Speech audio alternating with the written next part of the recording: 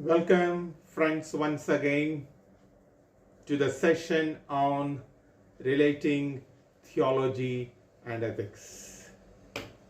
We have already seen some of the methodological issues, some of the methods by which the Bible and ethics are reflected. How Bible and ethics are connected, are related, how Bible gives impetus, clues, sources to do ethical reflection, especially Christian ethical reflection. You may be wondering, if Bible is enough, then what is theology? We have to understand the difference between Bible and theology. At this level, I don't want to bring out broader theological perspectives, but I want to just give a simple definition at this level.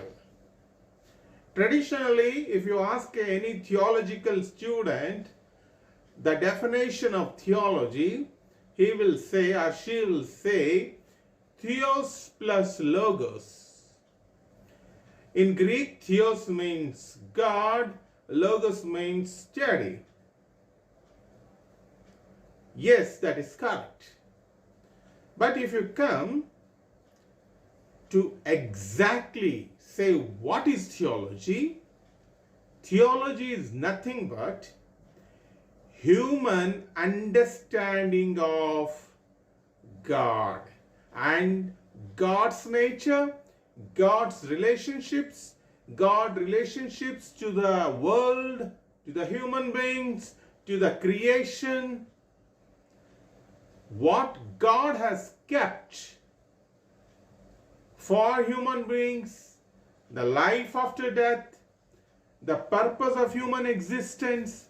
All these are theological questions which we get answers in theology. In secular world, these questions are addressed by philosophies. Right from the Greek philosophers,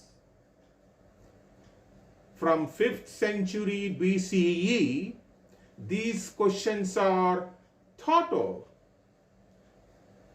And in theology, especially in Christian theology, these questions are addressed. Who is God? What is God's nature? What is the purpose of God for creating this universe, for human beings? What is the purpose of humans being existence on this earth? What is the ultimate goal of human beings? What is the destiny of human beings? What is the relation of human beings to God and to the other creation? All these things are answered by theology. In Christian theology, we have the answers, we know the answers. Similarly, in Hindu theology, is based on Hindu scriptures. They have their own answers for these questions. Buddhist theology have a different answers for these questions. So different religions have their own theology to answer these questions. In secular world, the secular philosophies answer these questions. So the answer to these questions define our ethical goals. Once again, the answers to these questions, which are answered by theology, define our ethical goals and show the process of our ethical reflection. That's why I say theology is a foundation for ethics in any religion, and philosophy is the foundation for ethics in the secular world. Coming back to Christian ethical reflection. Christian theology is a foundation for Christian ethical reflection. But going back, what is the foundation for Christian theology? And obvious answer, I know by this time you will be telling it. It is scriptures. Scriptures provide us the source for doing Christian theology. The Bible provides us the source for doing Christian theology.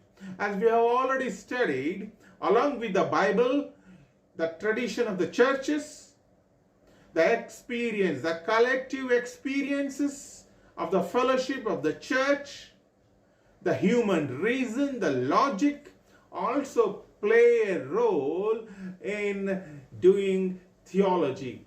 So theology provides us a framework, an insight for our ethical reflection.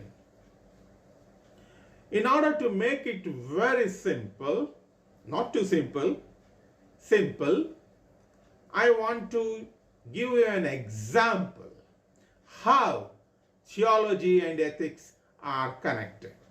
For example, we all know that it is our ethical norm or a moral norm, a maxim for Christians to treat all human beings equally. What is the underlying belief? What is the underlying theology? What is the underlying theological understanding for this ethical norm? For this, we have to go to Genesis. In Genesis, we see that God created Adam and Eve in his own image, in God's image. They are the children of God. Adam and Eve are the only parents, as per the Bible, that the entire world is populated by them. Therefore, whole human mankind is a family and they are made in the image of God. This is the underlying theological understanding that why all human beings are equal and have equal dignity and so have to be treated equally. This theological understanding gives clues to ethics and morality that all human beings are made in the image of God and they have to be treated equally. Any harm done to the neighbor, to the fellow human beings, is a harm done to the design of God. Because all human beings are God's family. Yes, I will go to another example. I want to give another example. We say, don't harm your body by different damaging habits. Maybe smoking, drinking, or whatever, which harms your body. But one may ask a question, these things are not written in the scripture. But the theology says, the scripture says that your body is the temple of God. Your body, not just spirit, not just your soul, your body is a temple of God, where God lives. Then, how dare you to defile this place where God lives? The theology is this: God created human body. God created soul. The human personality is composed of soul and body. They are not separate. Body and soul are not separate. They are one. As long as the soul lives in this body. And here it is a place for God to live. Any attempt by human beings to damage this body by whatever means, it is a damaging God's place, God's sanctuary. There is the theology behind that. So, as we understand, theology gives source for ethical reflection, the direction for ethical reflection. The direction for ethical reflection. We have to understand that. Moving forward, there are three major categories in ways in which theology influences ethical reflection and subsequent moral consciousness or moral conduct. Number one is who is human being, what is the responsibility of a human being, what is the nature of human being. In Christian context, who is Christian? What is the nature of a born-again believer? What is his relationship with God, her relationship with God? These are all questions answered by theology and which gives the foundation for ethical reflection. If you ask a scientist, one scientist said, who is human being? That scientist said, human being is a mass of chemical and biological components. He is a mass of vitamins, proteins, minerals, and tissues. And some say human being evolved from an animal. Of course, Bible says human beings, Homo sapiens, are animals. But Bible also says they are made in the image of God. So, the science may say that you are just like an animal and you can going to die one day just like an animal. The secular philosophers like Aristotle say you are here and your purpose is to do good. That is the goal of your life, and get as much as possible the happiness. Different philosophies, religions have their own. For example, Buddhism says, actually Buddhism is silent on God. It doesn't deny or accept the existence of God, and it has got its own theory of creation. And it says when the human being dies, that's all, the end, nirvana.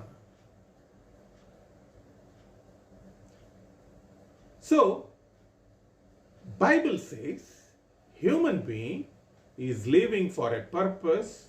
His purpose is to be accountable to God and establish the will of God, obey the will of God. He is not only accountable to God, he is accountable to the church he belongs, he is accountable to the society he belongs. He is made in the image of God. He is not a machine or a biochemical mass. He has come with a pre-designed, with a planned purpose. These are the theological answers. The first category, who is human being? In ethical terms, we call who is this moral agent? Second category with theology, second area which theology talks is for ethical reflection is what is the goal? If you ask Aristotle and Plato, develop your virtue and die. That is the end. If you ask Thomas Hobbes, a Greek philosopher, a 17th, 18th century philosopher, he will say, human beings are beasts. They always fight for their selfish interests. They have to be regulated by the government. That's all. If you ask utilitarians, the other kind of philosopher, they say, do maximum good for maximum people. That is the goal of your life. What is the goal of Christian? The goal of Christian, for Christians, is to do the will of God, which is revealed in the theology and scriptures. Understand the nature of God. Who is your God? Your God is righteous. Your God is holy. What is the image of God in your mind? In the Old Testament people had an image of God as a warrior, as a king. They thought God is only for them. But the God who is understood in the New Testament is a loving God. You may ask a question, does God change? No, friends. God doesn't change. Human understanding of God changes. The third category, where theology influences the moral actions, the commandments, what moral principle you follow. Some follow, love your neighbor as yourself. That is enough for me. Some say, holiness. What is the holiness? Being committed and dedicated for God so that you will not indulge in all the things which the world indulge. Some follow the mind of Christ. What is the mind of Christ? Is defined by theology. So, theology answers many of these questions. Bible is the main source of theology, and theology and Bible together form a foundation for Christian ethical reflection. So, in summary, I want to say that theology is a human understanding of God. Theology provides the foundation for God. Different religions have their own theologies and their own ethical reflection. But here we are talking about Christian ethics, so the Christian theology and the scripture. I have given an example how theology gives clue. I said, treat all human beings equally. Behind this moral maxim, there is a theological understanding that all human beings belong to the family of God. They are made in the image of God. Finally, I was saying you, theology tells us who is human being, what is his nature, what is his responsibility, what is her responsibility, what is his or her destiny, what's the goal of ethical life, and what is a maxim, norm, principle. All these things are given by theology, which takes its source from the scripture. God bless you all.